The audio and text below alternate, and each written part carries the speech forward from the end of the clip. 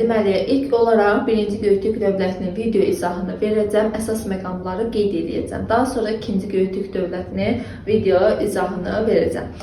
Deməli, 1-ci Göytürk dövləti mövcud olub 552-588-ci illərdə.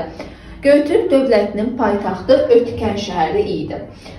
Dövlət yaranmamışdan əvvəl Juanların, sonradan Avarlar adlanırdı. Juanların tərkibində idi və hətta onlar üçün dəmirçi adlandırırdılar da Juanlar Göytürkləri.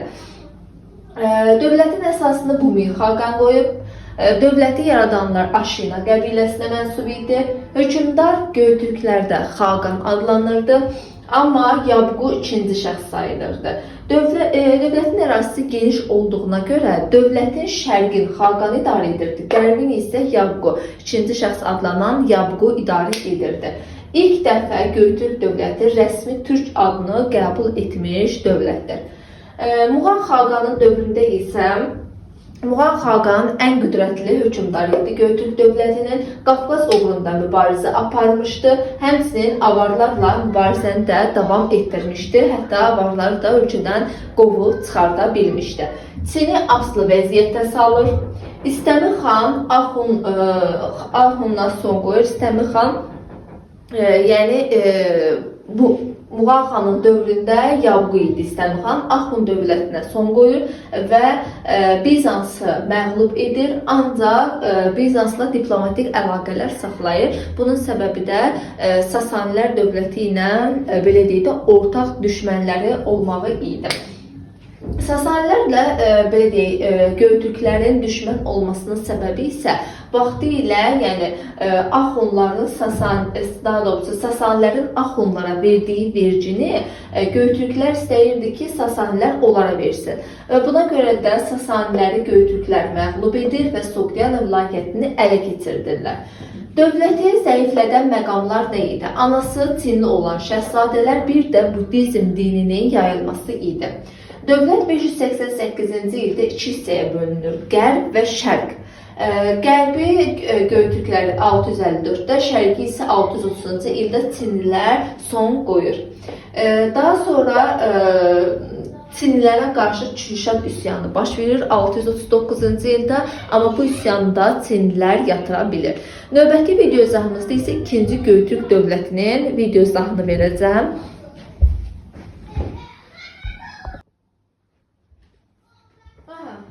Deməli, indi isə 2-ci Göytürk dövlətinin video izahını verəcəm. Deməli, 2-ci Göytürk dövləti 682-744-cü ildə mövcud olmuşdu. 2-ci Göytürk dövlətinin əsasını İltəris xaqan qoyur. İltəris xaqanın vəziri Tonyuku idi. İltəris xaqan digər xanlardan fərqli olaraq türk xanımı ilə evlənir. Onun ölümündən sonra hakimiyyətə Qapağan xaqan gəlir ki, İltərisin qardaşı idi Qapağan və o qardaşı oğulları Bilgə və Kültücünü himayə edir. 716-cı ildə Bilgə xaqan taxta çıxır və onun dövründə dövlət ən qüdrətli dövrünü yaşayır və Mərkəzi Asiyada türkləri birləşdirir, Çinə hücumlar edir və Tonyuku vəziri idi ki, yenə də Tonyukunu isə türklərin Bismarck'a adlandırırdılar. Bilgə xaqandan sonra taxta azyaşlı olan Kültücün çıxır və buna görə də dövlət onun dövründə zəifləyir. Və 744-cü ildə Uyğurlar tərəfindən varlığına son qoyulur.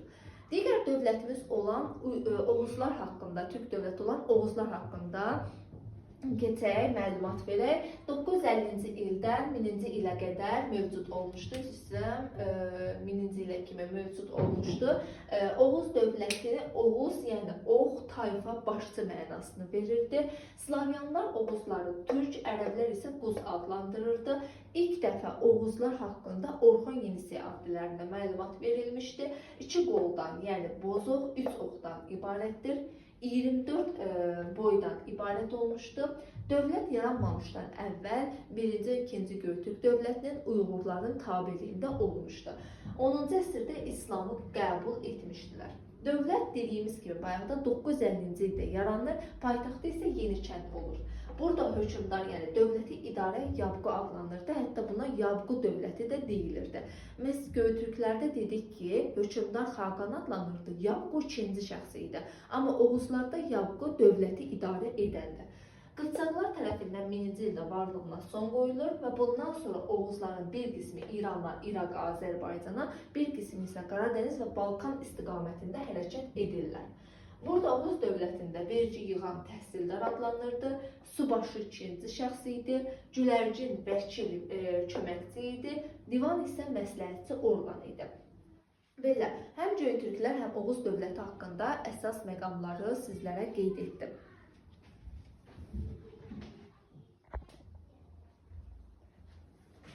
Deməli, digər dövlətimiz olan Uyğurlar haqqında məlumat verəcəm. Uyğur dövləti 744-842-ci illərdə mövcud olmuşdur.